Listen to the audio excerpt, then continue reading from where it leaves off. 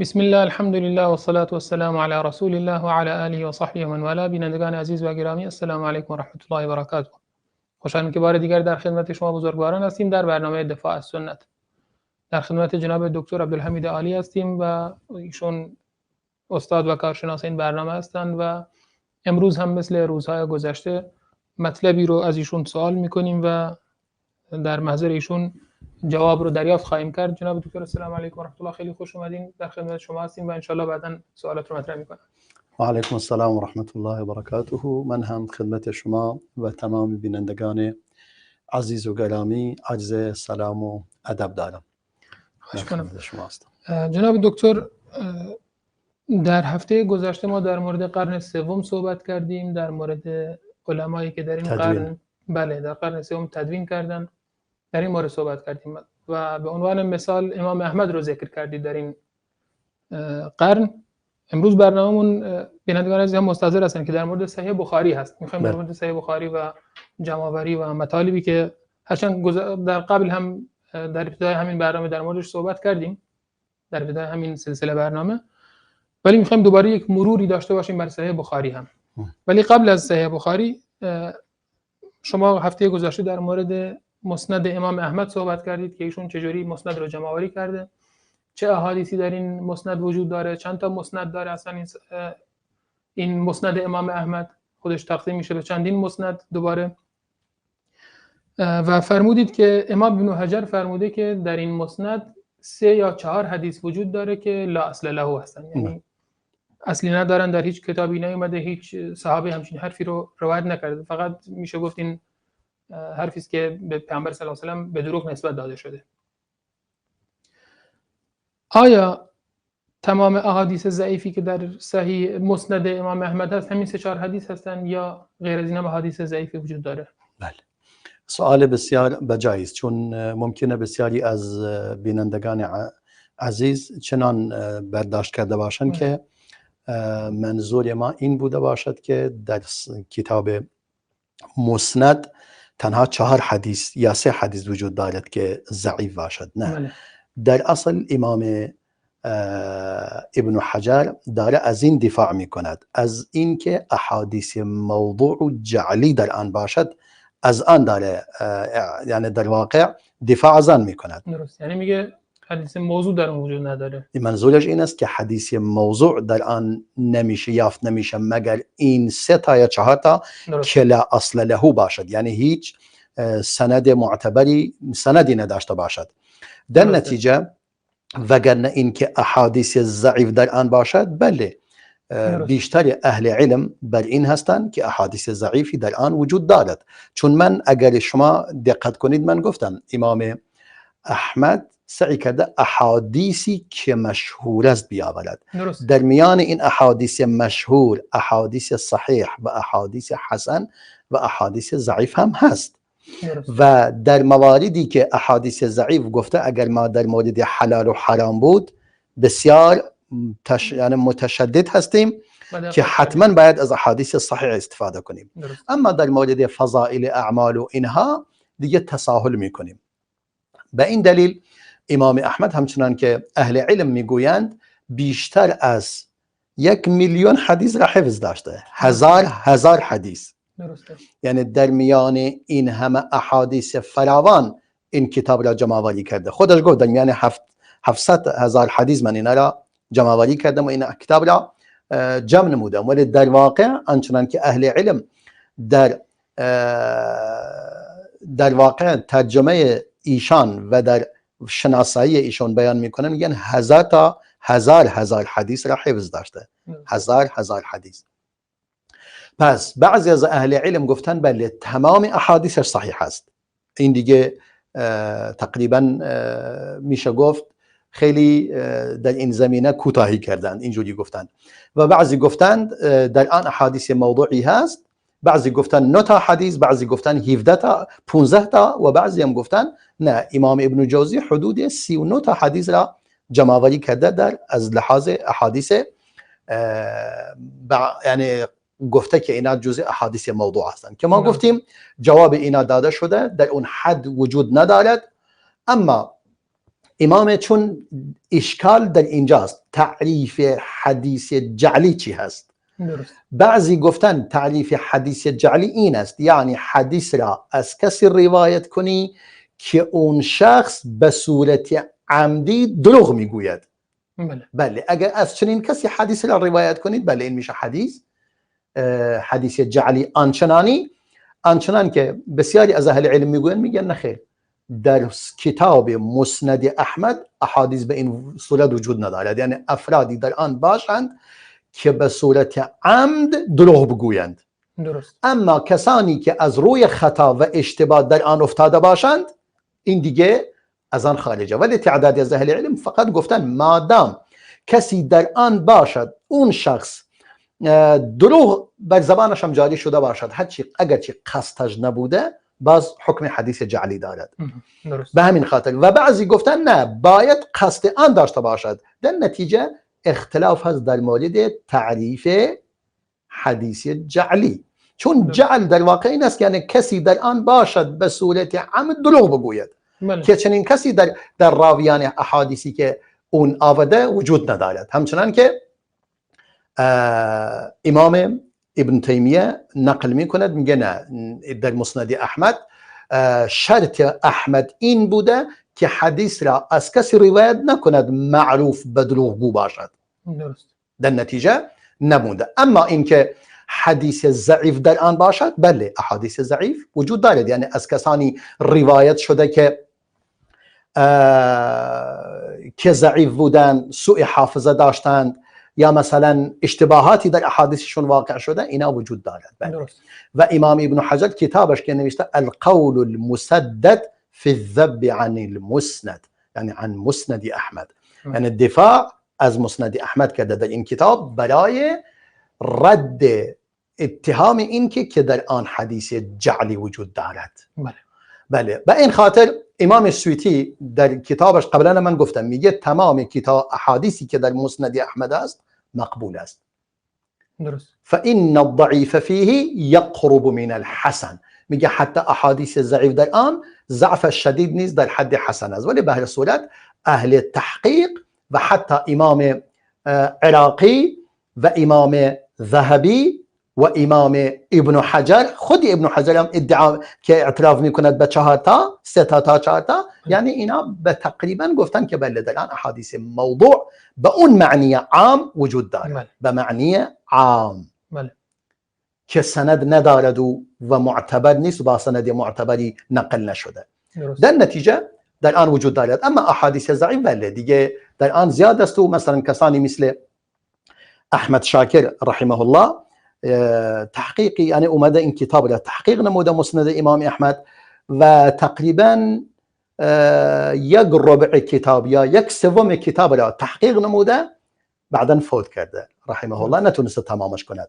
اما شعیب ارناؤوط و مجموعی از افرادی که زیر دست او و زیر اشراف و نظارت او کار کردند، کتاب را کامل به اتمام رساندند و احادیث ضعیفش را جدا کردند. در نتیجه چون احادیثی گاهی پیش میاد، مثلا یک حدیث است ولی شما نگاه میکنید 10 بار در اون مسند آمده با الفاظ مختلف و از طریق مختلف، ولی در واقع مثلا این حدیث یک حدیث است. این حدیث همون مدار این حدیث بر یک شخص است که در تمام اون طرق که آورده همون مدارش بر اون شخص و اون شخص ضعیف است، پس در نتیجه در اون 10 بار میشه گفت ضعیف، حالا که وقتی که جمع میکنید در واقع یک حدیث است. درست.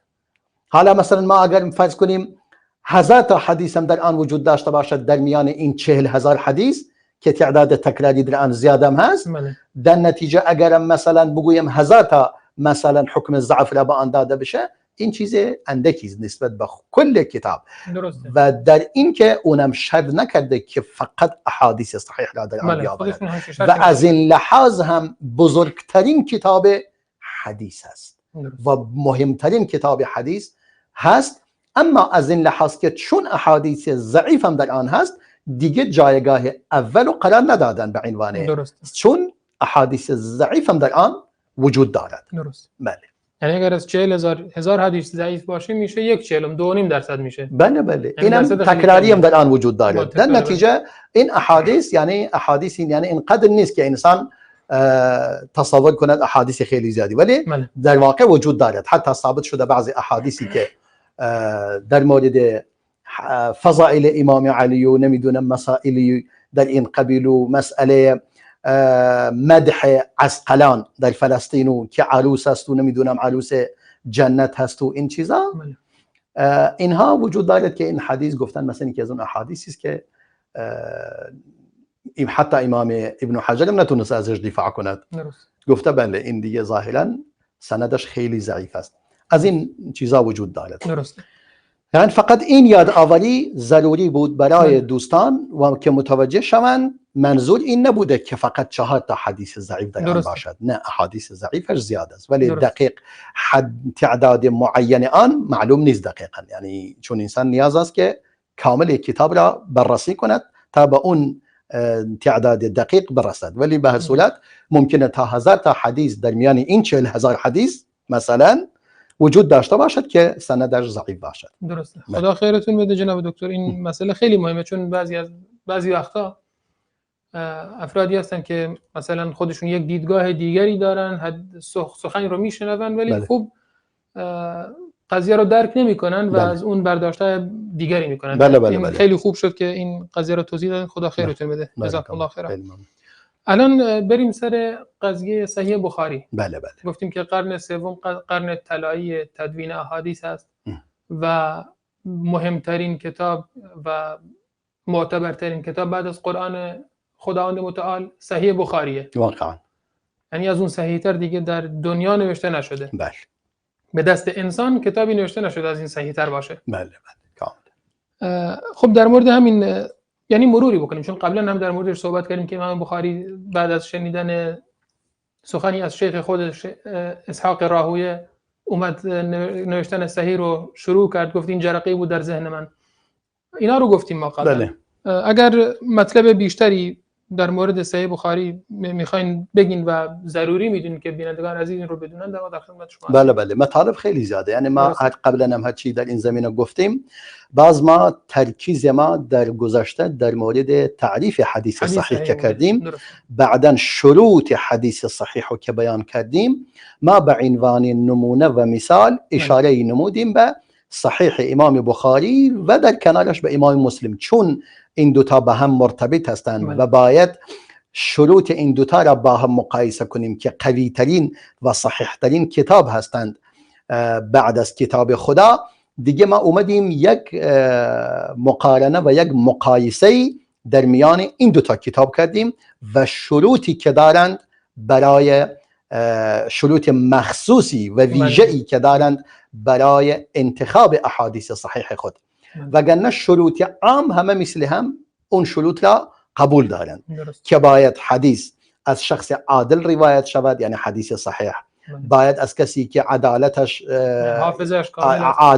عدالتش کامل باشد، حافظه‌اش کامل باشد، از کسی مثل خودش بدون اینکه شاذ باشد و هیچ علتی در آن نباشد. اینها چیزی است که تمام محدثین بر آن اتفاق دارند. اما امام بخاری برای خودش شروط ویژه‌ای دارد و امام مسلم برای خودش شروط ویژه‌ای دارد که دیگران آن شروط را مثلا مد نظر نداشتند به اون دقت.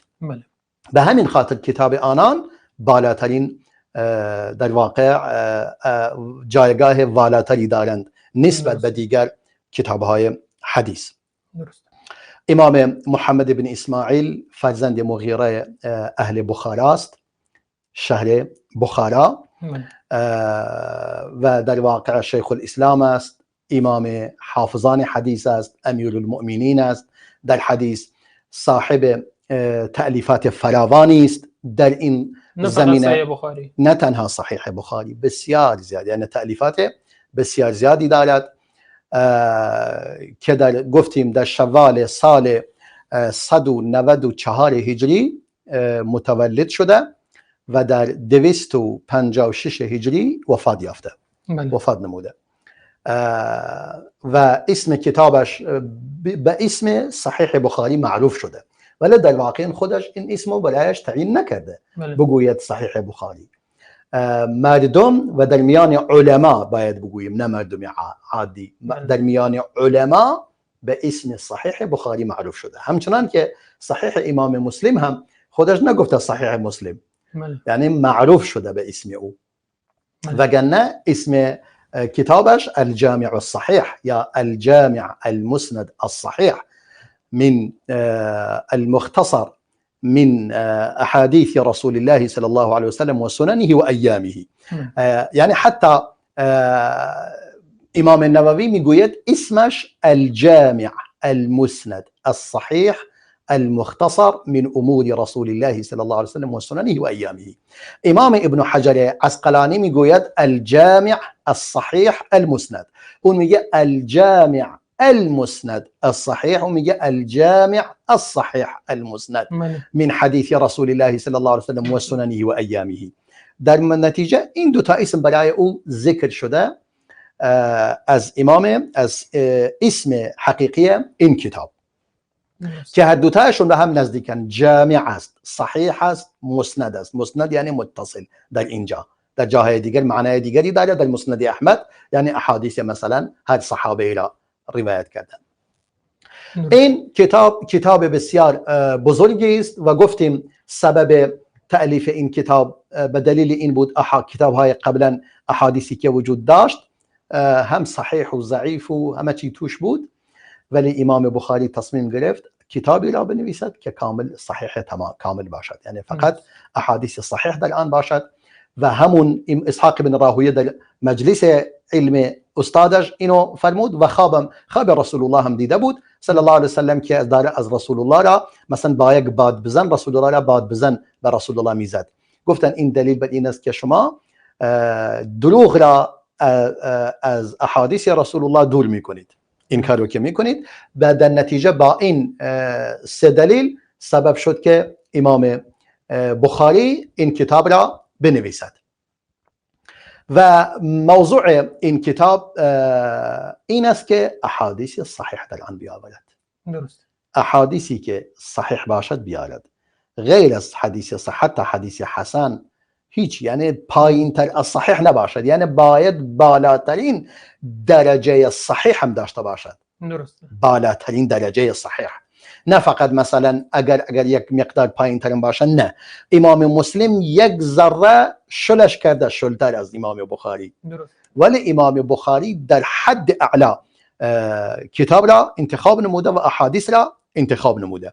وقتی که ما داریم در مورد دفاع از سنت سخن میگوییم باید این موارد را برای مسلمانان روشن کنیم و تبیین شود که با چه کسانی، یعنی این احادیث چه کسانی برای به دست ما رسانده اند. درسته. و اگرم فرضاً اشکالی در کتاب وجود داشته باشد، کسی نقدی بر آن داشته باشد، نقد خودش آزاد بوده، میدان آزاد بوده، کسی منع نکرده که مثلا این کتاب نباید نقد بشد.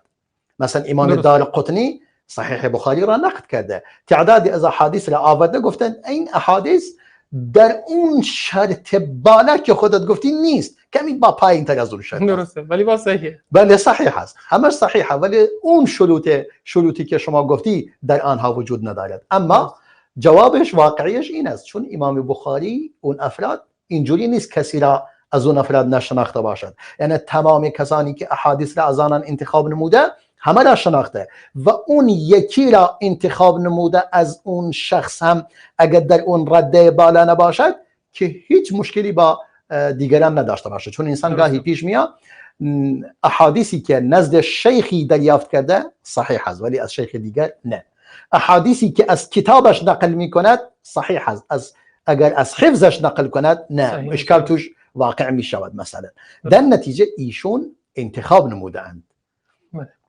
گفتیم حتی چند بار من این مطلب را بیان کردم، امام ذهبی گاهی میگوید اگر مثلا بعضی احادیث را نگاه میکند میگه اگر هیبت بخاری نبود میگفتم این حدیث ضعیف است، ولی نمیتونم بگویم. یعنی این شخص بزرگوار در حدیث میگه من دیگه احساس میکنم حق چنین مطلبی رو ندارم، چون من در حد او بخاری نیستم و این اشخاص و این حدیث و تمام رجال اون حدیث از دست بخاری خارج نشده و بخاری هم در مدت 16 سال کامل این احادیث را جمع‌آوری نموده. 16 سال، یعنی 16 سال چیز کمی نیست بله. که سعی کرده این کتاب را در واقع تدوین کند. 16 سال طول کشیده. مثلا میگه من 5 سال در بصره بودم، هر سال یک بار میرفتم مکه برای حج و بعد میگشتم بصره. یعنی 5 سال 5 بار رفته حج در اون موقع، در اون زمان، و مشغول نوشتن این کتابم بوده. در جاهای مختلف، در بخارا بوده، در مکه بوده، در مدینه بوده، در بصره بوده، در کوفه بوده، در جاهای مختلف که بوده. این 16 سال مدام مشغول بوده در سفر و غیر سفر این کتاب را با خودش حمل کرده و نوشته و آن را پاکسازی نموده. امام بخاری پس این کتاب را چگونه جمع آوری کرده؟ امام بخاری مثل دیگر محدثین نبوده که مثلا حدیث را در یک مورد معینی انتخاب کند. سعی کرده تمام، همچنان که خودش میگوید، سنن رسول الله صلی الله علیه وسلم، ایامش، سننش، تمامی. یعنی وقتی که میگه ایام رسول الله یعنی همه چی که مربوط به او باشه، نه تنها مربوط به مسائل احکام عبادتی یا احکام فقهی یا احکام مسائل عقیده یا مسائل معینی، تمام مسائل را در نظر گرفته. مثلا کسانی بودن احادیثشون فقط در مورد تفسیر بوده، کسانی بودن احادیثشون در مورد مغازی بوده، مسئله غزوات و اینا را، سیره و اینا. ولی این کاری کرده تمام این ابواب و تمام اون کتاب ها را در واقع در بر بگیرد و این کارو کرده، شامل تمام ابواب و اینا شده. و امام بخاری خیلی تلاش نکرده که مثلا مثل دیگران، مثلا مثل امام مالک، مسائل فقهی در مسائل فقهی خیلی زیاده روی کند. این کارو انجام نداده. مثلا سعی کرده کتابش را بیشتر، یعنی اولا به قول علما که میگویند تراجم امام بخاری فقه امام بخاری است. یعنی چی تراجم؟ یعنی موضوعی که انتخاب میکند برای احادیثی که در زیر آن ردیف میکند، اون موضوعی که انتخاب میکند، اون سرفصلی را که انتخاب میکند، اون برداشت فقهی اوست از این احادیث. حالا این حدیثی که مثلا یک بار در یک باب یک موضوعی برایش معین میکند و همون حدیث را در باب دیگر یک موضوع دیگری برای تعیین میکند و در باب دیگر میارد یک موضوع دیگری برایش تعیین میکند. در نتیجه به وضعیتی یعنی مسائل را بیان میکند که کاملا شما تمام اون حدیث را در تمام ابواب و کتاب ها جمع کن، بعدا متوجه میشی فقه امام بخاری از این حدیث چی بوده. یعنی فواید و برداشت امام بخاری از این حدیث چی بوده بیان میکنی. ولی در این کارم مثل اینکه یعنی خیلی به صورت وسیع و گسترده این کارو نکرده، خیلی جزئی سرتیتری برایش تعیین کرده و احادیث را ردیف کرده زیر آن. البته آنچنان که امام چی بود خواستم بگویم، این سرتیتر را که امام بخاری تعیین میکند به عنوان یعنی فقه خودش برای فقه امام بخاری در آن وجود دارد، یعنی سعی نکرده مثل دیگران به صورت گسترده این مطالب را بیان کند. و مطلبی که خواستم بگویم یادم اومد، این احادیث، این عنوانها گاهی، یعنی عنوانی که قرار میدهد برای بعضی از این احادیث به گونه است خیلی واضح و روشن، همه درک میکنن مناسبت حدیث با این موضوع. و بعضی دیگر از موضوعاتش خیلی خفی و دقیق است. علما با زور نگاه میکنن امام بخاری مناسبت این موضوع با این احادیث از کجاش باید پیدا کنند. یعنی این میشود یعنی موضوعهایی را گذاشته ظاهر و معنیش واضح است، بعضی هست خفی و بسیار درک عمیقی میخواد تا متوجه شوید. میگه پس چرا این کارو کرده؟ چرا موضوعهای مثلا مثل بقیه همیشه واضح نیست؟ به دلیل اینکه یکی اینکه یا حدیثی که خیلی صریح و روشن باشد در اون باب اون شرایطی که خودش برایش گذاشتن نیافته، در نتیجه اون حدیثی که با معنای بعیدی اونجا را به اون مطلبم اشاره میکند این را میآورد چون شرایط خودش رو دارد، یا دلیلش اینه که افرادی که میخوان این کتاب را بخونند خیلی عادی مثل یک کتاب ساده به آن نگاه نکنند، خود را آماده کنند، با تأمل و اندیشه دقیق بخوانند تا راحت متوجه بشن. مثلا صحیح امام مسلم خیلی آسان و ساده است، هیچ کسی یعنی اصلا علما نیازی نبوده در مورد آن بیان تحلیل کنند این موضوع، هرچند خود امام مسلم موضوع برایش نگذاشته، اما احادیث مرتبط به یک موضوع را در کنار هم قرار داده، دیگه موضوع سرتیتر برایش تعیین نکرده. اما هر کسی نگاه کنه به احادیث میدونه این در چه موردی این احادیث را، چون همه احادیث مرتبط به اون هستند، خیلی صریح و روشن. اما مال امام بخاری دیگه علما دارن گاهی در موردش یعنی مشکل برایشون پیش میاد، میگن واقعا مناسبت این ما نمیدونیم چیه. و این ابواب را این تراجم را همچنان که ابو احمد ابن عدی از عبدالقدوس ابن همام روایت میکند، میگه من چندین مشایخ را دیدم که میگفتند امام بخاری این موضوع کتابش، موضوع صحیحش را در بین قبر پیامبر صلی الله علیه وسلم و منبرش قرار داده و برای هر کدوم از این سرتیترها که قرار میداد 2 رکعت نماز میخواند و بعداً با یک استخاره آن را قرار میداد. یعنی 2 رکعت نماز استخاره میخوند و بعداً این موضوع را انتخاب مینمود.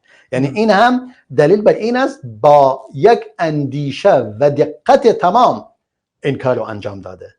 در نتیجه وقتی که بعضی از موضوعات خیلی واضح و روشن مطابقت دارد با احادیثی که در زیر آن ردیف شده، این دیگه همه میدونن، و بقیهش نیاز به دقت دارد و یک کتاب بسیار علمی است. به همین خاطر صحیح بخاری فقط علما از آن میتونن استفاده کنن، درست فقط باید عالم باشد، وگرنه عامه مردم و عوام نه. ولی صحیح مسلم فقط کسی درست مقداری علم اگر زیاد علم عمیقی نداشته باشه میتونه ازش استفاده کنه، چون آسان مسائل را خیلی آسان گذاشته و خودش هم اینجوری قرار داده. یکی از طالبانش، یکی از شاگردانش که انشاءالله ما سعی میکنیم شاید در هفته آینده در مورد صحیح مسلم مقداری با مفصل در مورد آن سخن میگوییم و بیان میکنیم چگونه صحیح مسلم را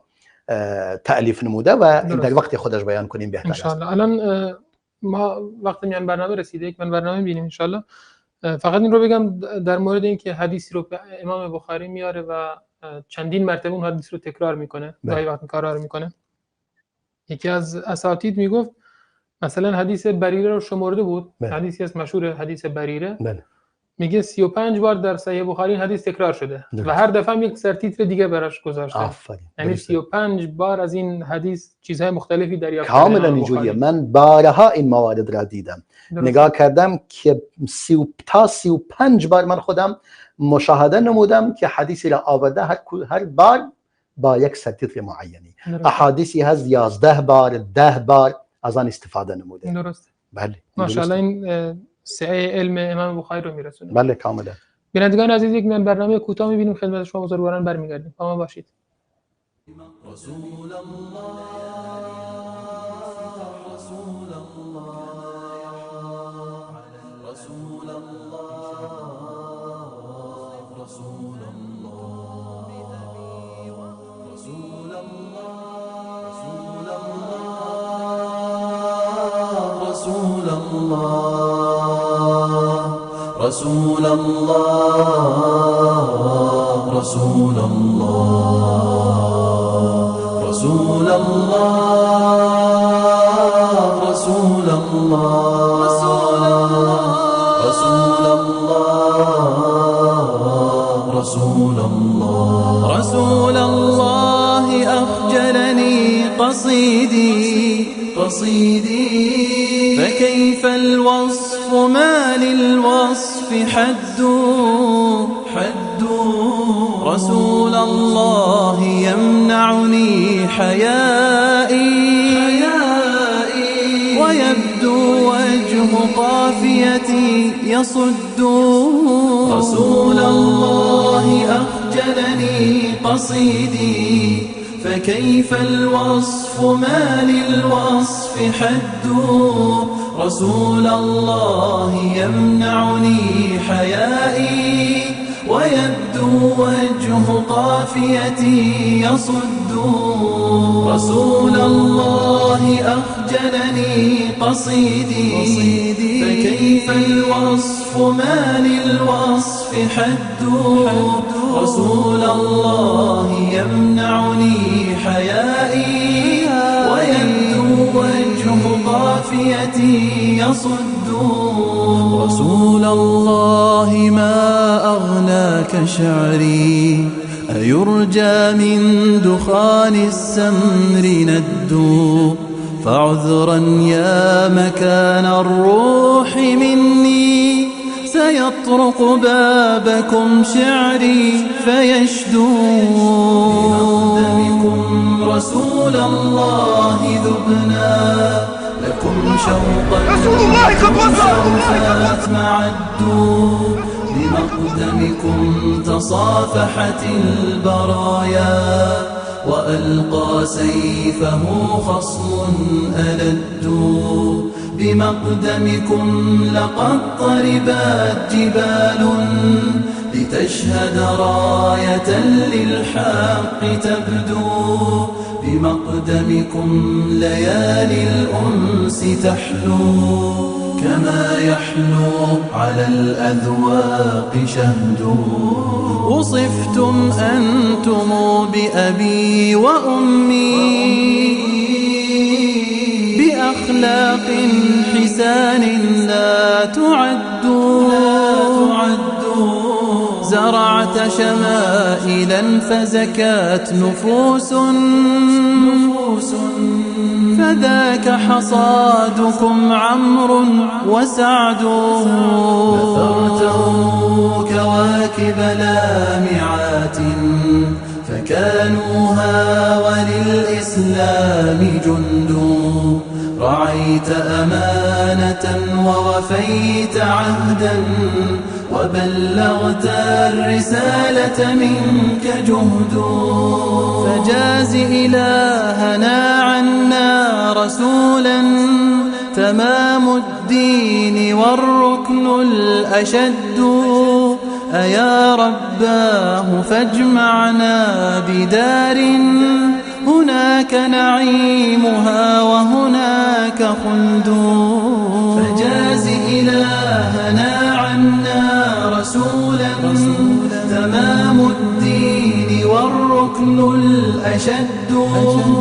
أيا رباه فاجمعنا بدار، هناك نعيمها وهناك خلد. هناك نعيمها وهناك خلد. هناك نعيمها وهناك خلد. رسول الله رسول الله رسول الله رسول الله.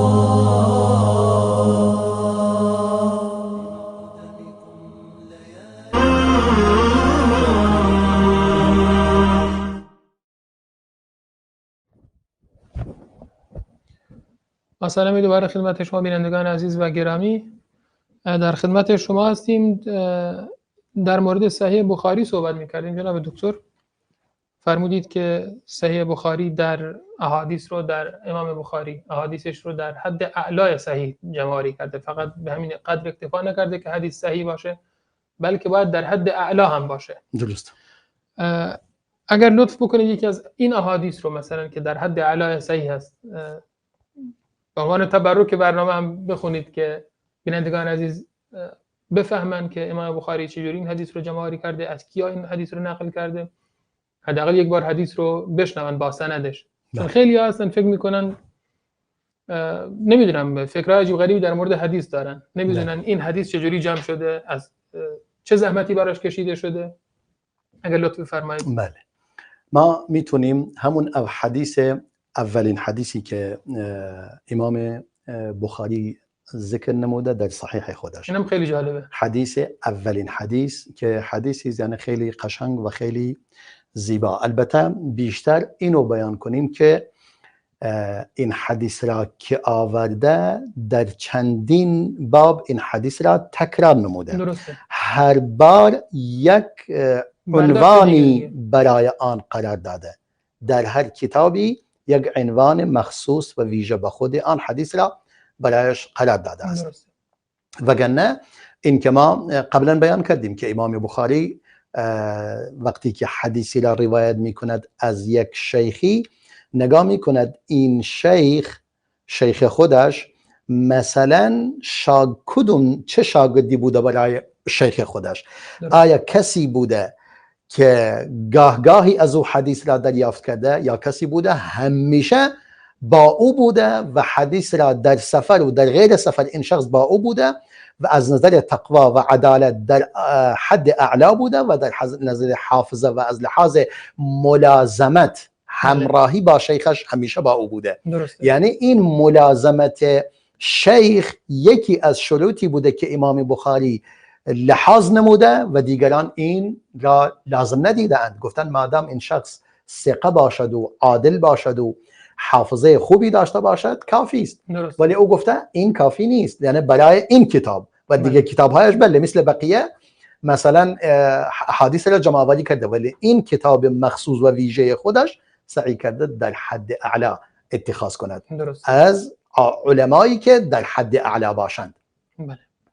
مثلا در اینجا امام حمیدی، یعنی حدیثی که یعنی حمیدی میشه شیخ امام بخاری و در میان حمیدی شاگرد سفیان است، سفیان ثوری و در میان شاگردان سفیان این دیگه شاگرد اولش هم مثلا از اون طبقه اول اون از آن انتخاب میکند. یا مثلا سفیان ثوری از شیخ خودش یحیی بن سعید و سفیان ثوری هم دیگه در مثل مالک است. سفیان ثوری و سفیان بن عیینه و امام مالک در یک ردیف هستند، در یک طبقه هستند، هم کلاس و هم شاگرد، هم یعنی در واقع هم شاگردی بودند. یحیی بن سعید که میگه این حدیث مدار این حدیث بر یحیی بن سعید است. یعنی تمام این حدیث از وجوه دیگر، از راههای دیگری روایت شده ولی همش به یحیی بن سعید میرسه، ختم میشه. اونم میگوید محمد بن ابراهیم تیمی که اونم یکی از اون مردان بزرگوار بوده که اگر در علماء جرح و تعدیل مثلا بیایم نگاهی به آن بیاندازیم دیگه مشخص میشه که مثلا علما در مورد این چه فرمودند. محمد بن ابراهیم تیمی که مثلا امام یعنی اهل علم همه کسی بوده که تمام محدثین از او حدیث روایت کردند. امام بخاری، مسلم، ابو داود، ترمذی، نسائی، ابن ماجه بالاتفاق و همه به او گفتند ثقتون، یعنی در حد اعلا بوده. یعنی دو بار گفتن ثقه. بله، یعنی یک شخصی بوده که کاملا، البته این نیست که ما بگوییم در صحیح بخاری کسی نیست که یک بارم توثیق شده باشه. بله، یک بار کافیه. اما ما گفتیم چون او انتخاب نموده، بهترین را انتخاب کرده.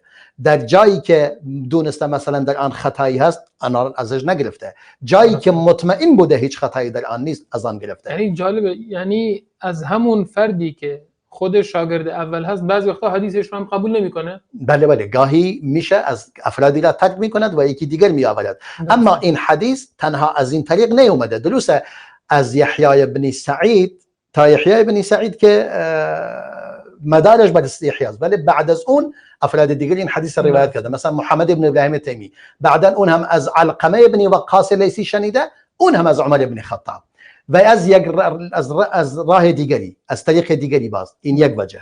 از وجه دیگری میگوید ابو نعمان این حدیث را برای ما روایت میکند، یعنی امام بخاری هم از حمیدی این حدیث را شنیده، هم از ابو نعمان. بله. و اون هم از حماد بن زید، اون هم از یحیی بن سعید. برمیگرده به یحیی بن سعید. یعنی اولی حمیدی از سفیان ثوری از یحیی بن سعید، دومی از شیخ دیگرش از ابو نعمان، اون هم از حماد بن زید، اون هم از یحیی بن سعید. بعداً از در یک مثلا طریق دیگری سفیان میگوید، یعنی حتی در سعی میکند این حدیث را الفاظش، مثلا اون یکی چجوری چه لفظی به چه لفظی برای اون روایت نموده اشاره به آن میکند. مثلا میگوید در حدیثی که ابو نعمان برای او روایت میکند از حماد بن زید، اون هم از یحیی، مثلا میگه اون گفت یا ایها الناس انما الاعمال بالنیات، ای مردم. کلمه یا ایها الناس در ابتدای آن حدیث از این طریق اومده او وجود دارد. ای مردم، تمام اعمال بستگی به نیت دارد. اون لفظی که سفیان آورده، حالا انما الاعمال همه مثل آورده بالنیاتی، در روایت سفیان فرموده انما الاعمال بالنیاتی، تمام اعمال و کردار انسان به نیت آن بستگی دارد. یعنی چی؟ یعنی هر عملی تنها در صورتی مقبول است نزد پروردگار که نیت درستی داشته باشی. یعنی تنها اینکه عمل ظاهری عمل انجام بگیرد کافی نیست، باید نیتت برای خدا باشد، یعنی خالص برای الله انجام بگیرد. اگه اینجوری نبود نماز منافق هم قبول میشد. بله دیگه، آفرین. و انما لكل امرئ ما نوى، بعد میگه برای هر فردی اون چیزی وجود دارد که نیت کرده. اگه نیتش خدا بوده مقبول است، اگر نیتش غیر خدا بوده و ریا بوده قبول نیست. فمن كانت هجرته الى دنیا يصيبها او الى امرأة ينكحها فهجرته الى ما هاجر الیه. اگر هجرت اون شخص، یعنی کسی هجرت میکند، مثلا هجرت این است که انسان ترک وطن خود میکند به خاطر اینکه در اونجا نمیتواند دین خود را به درستی انجام بدهد، یعنی احکام دینی خود را نمیتواند به درستی به جا بیاورد، به یک سرزمین دیگری که در اونجا بتواند به احکام دینش عمل کند و دینش را در زندگی خود پیاده کند هجرت میکند. البته معانی دیگری هم دارد هجرت، در اینجا منظور این است.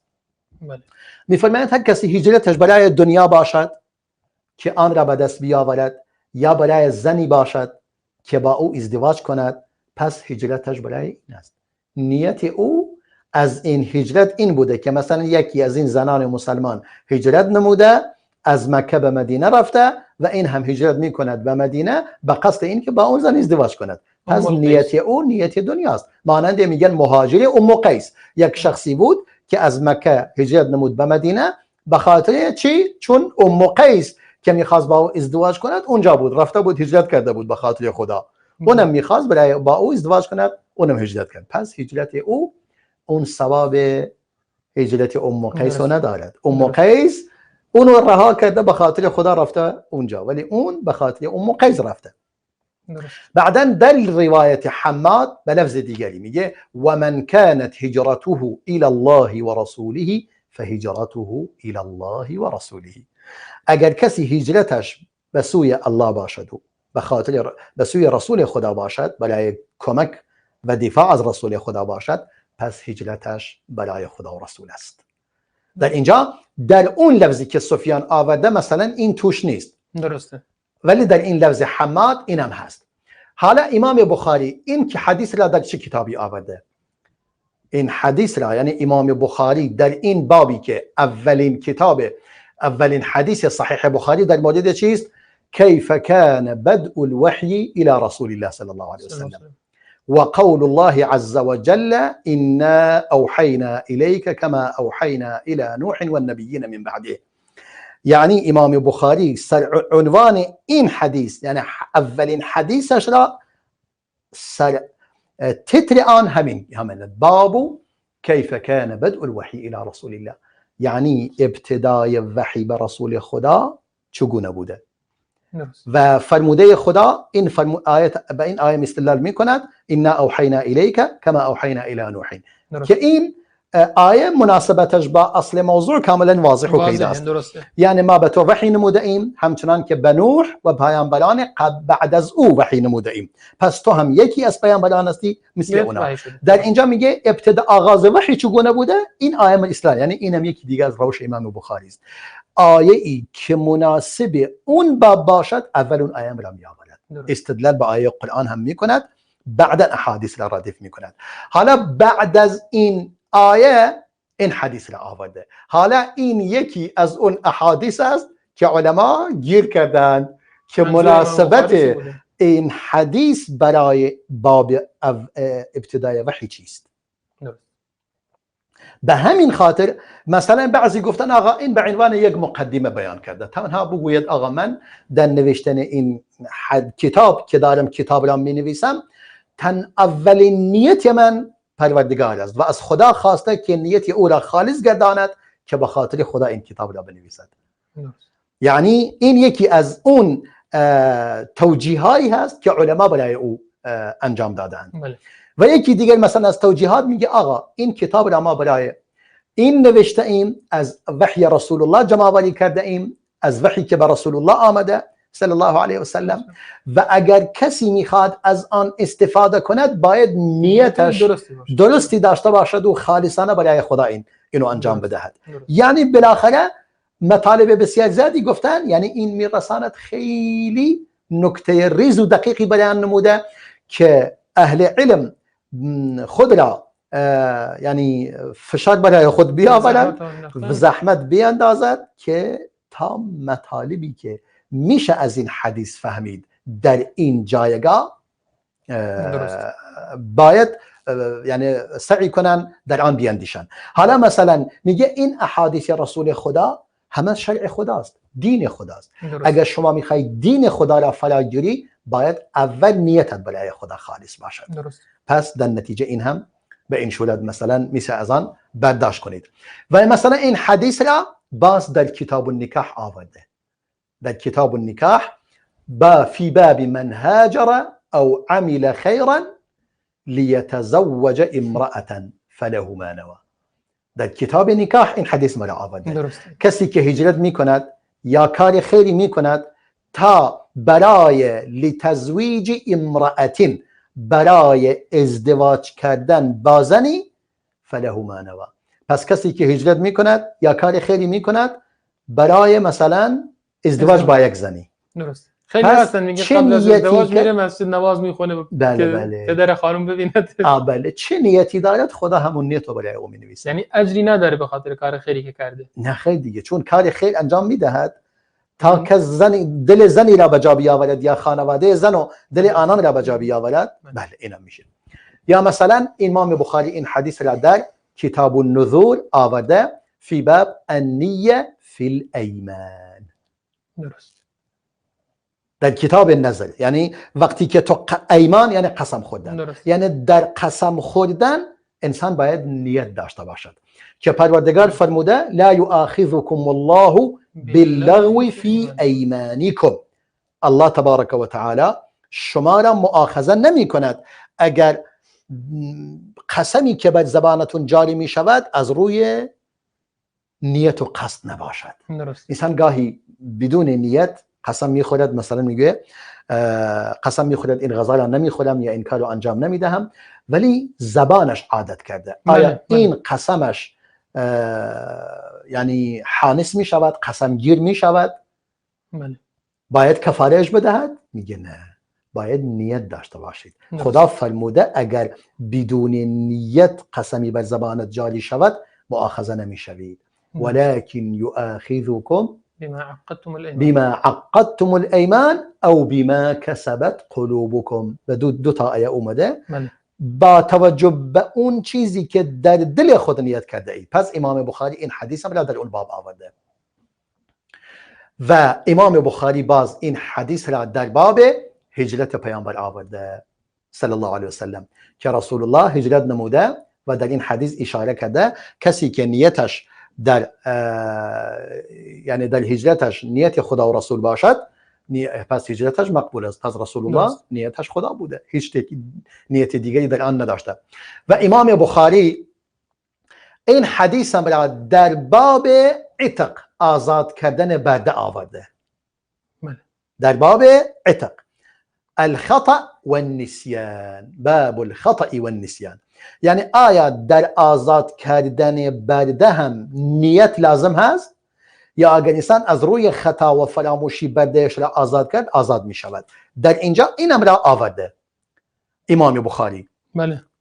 و امام بخاری در باب دیگری کتاب ترک الحیل و ان لكل امرئ ما نوى، در این کتابم این حدیث را آورده. ترک الحیل یعنی چی؟ یعنی انسان باید حیله نکند. مثلا کسانی هستند، این نکته بسیار نکته زیبایی است که به ذهنم آمد. مثلا کسانی هستند با زنی ازدواج میکنند، یعنی زنی مثلا در گذشته متاسفانه کسانی این کار رو انجام میدادند از اهل علم، زنی طلاق سومش واقع میشد، بعدن می اومدن این زن را به عقد یک کسی در می آوردند برای مدت بسیار کوتاهی، بعد از اون می گفتن باید او را طلاق دهید تا با شوهر اولی ازدواج کنند. این می شود حیله.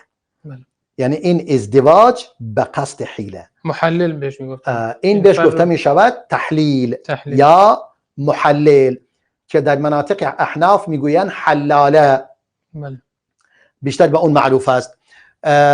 در حدیث اومده لعن الله المحلل والمحلل له، لعنت خدا بر کسی که این کار رو انجام میدهد، یعنی با اون زن عقد میکند، و لعنت خدا بر کسی که اون زنش رو طلاق داده و میخواد اون زن رو به اون صورت برگرداند. یعنی در اینجا هم یکی از این کارهایی است که در آن حیله وجود دارد که امام بخاری فرموده این حدیث انما الاعمال بالنیات را در این بابم آورده. ترک حیل، انسان نباید حیله کند. یعنی چی؟ یعنی اگر تو داری کاری خوبی در ظاهر انجام میدهید اما نیت دیگری دارید، پس پروردگار نیت تو را میشناسد. اگر شما زنی با زنی ازدواج میکنید، در ظاهر ازدواج کردن با زن مشکلی نداره. زنی که مثلا شوهرش او را طلاق داده و الان عدهش از او تمام شده و هیچ چیزی از او با ارتباطشون به هم دیگه نمونده، میخواد با کسی ازدواج کند، این شرعا مانعی ندارد. اما اگر کسی این کارو به این نیت انجام بدهد که بعداً آن را طلاق دهد تا برای شوهر اولش حلال بشه که نمیشه، پس این نیت اون شخص مشخص است. در اینجا همون عالمی که این کار رو انجام میدهد یعنی گناهکار محسوب میشود و ملعون است، و همون شخصی که زن برایش عقد می شود به مدت کوتاهی مانند صیغه شیعه ها هیچ فرقی نمی کنه دیگه، اینم صیغه است، نکاح موقت محسوب می شود.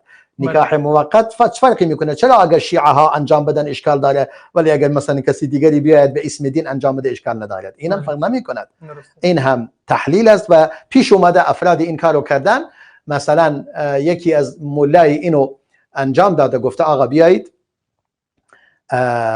یعنی خواسته از کسی، از طلبه خواسته، گفتن طلبه بالاخره خوب هستند و مشکلی نیست، گفتن مثلا میخوایم این زنو با عقد تو در بیاوریم به مدت کوتاهی، بعد از اون وقتی که با اون نزدیکی انجام گرفت طلاقش میدهی دیگه، بلا فاصله برای اون مرد اولی عقد میکردن. اینم دیگه هیچ معنی ندارد. دقیقاً میشه همون روشی که شیعه ها انجام میدن، میشه صیغه میشه.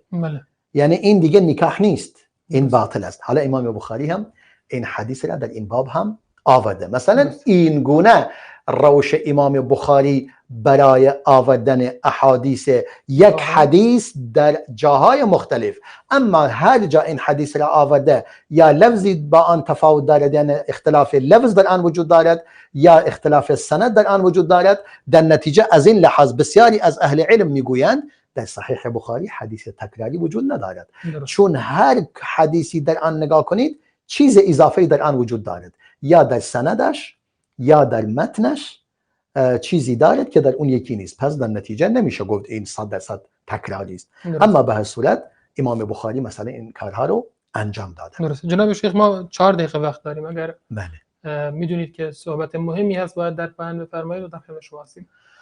بله، پس ما مطالبی بیان نمودیم در مورد، یعنی در واقع خواستیم اینو بیان کنیم که صحیح بخاری یکی از، بلکه به صورت مطلق مهمترین کتاب است بعد از قرآن. بعد از قرآن در میان مسلمانان مهمترین و بزرگترین کتاب است. حالا بگو وقتی میگیم میان مسلمانان دیگه روافض از این خارج هستند، چون رافضیان اینو قبول ندارن، نه این حدیث، هیچ حدیث رسول الله را قبول ندارن، یک حدیث هم از رسول الله ندارند.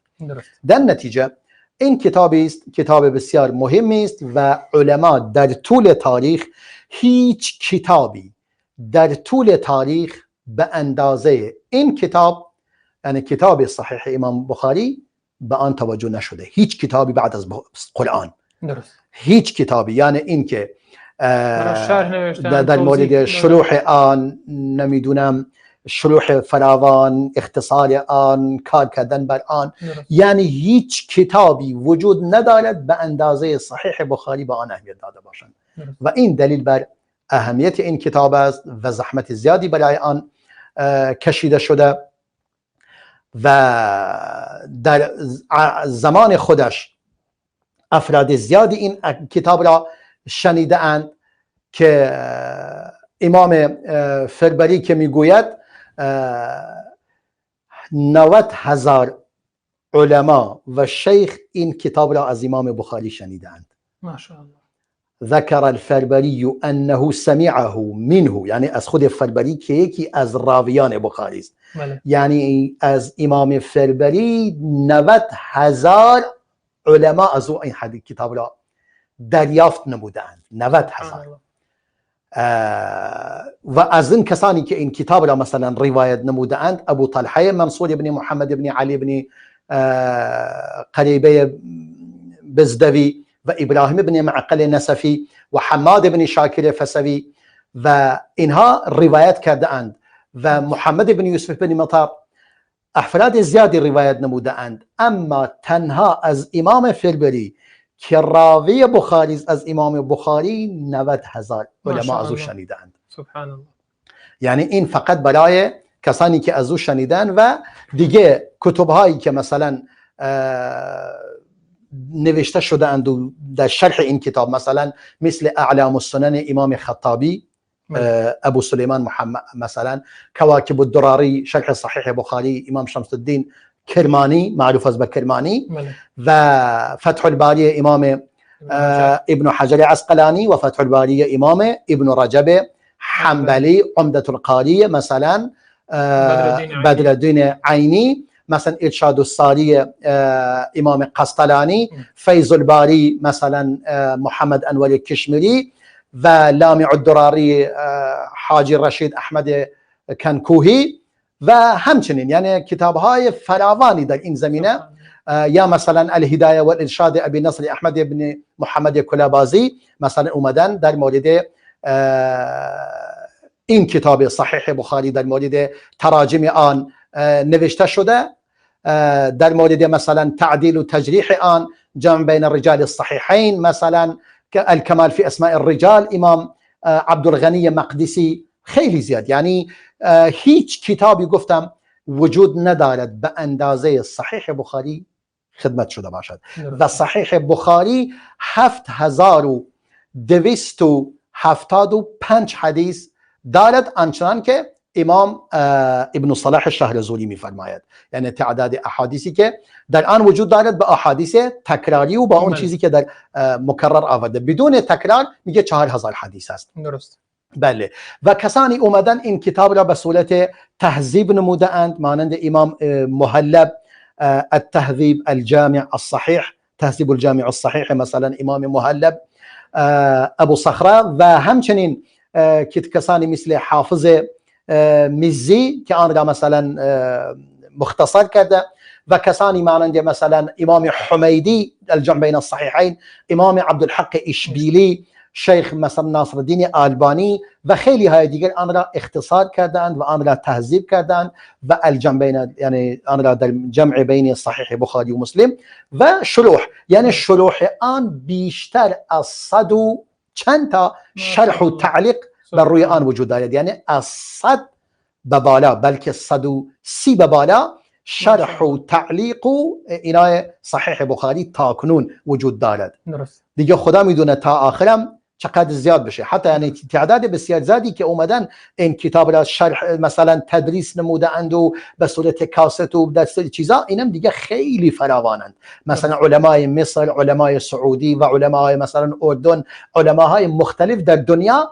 یعنی اینم شاید بگویم هزاران عالم این را شرح و تدریس نموده اند و به صورت PDF یا عفوا به صورت MP3 و به صورت CD وجود دارد در اختیار مسلمانان قرار دادند درست. و اینها دلیل بر این است اهمیت این کتاب و این کتاب برایش زحمت کشیده شده. درست. کس کتابی نیست و کتابی است که علمای امت، امام بخاری میگه من این کتاب را عرضه نمودم بر علمای اون عصر و همه آن را تأیید نمودند و در نتیجه به همین خاطر در تمام عصور بدون استثناء نسل به نسل این همه علمای امت بر این کتاب بخاری و مسلم اتفاق داشتند در واقع.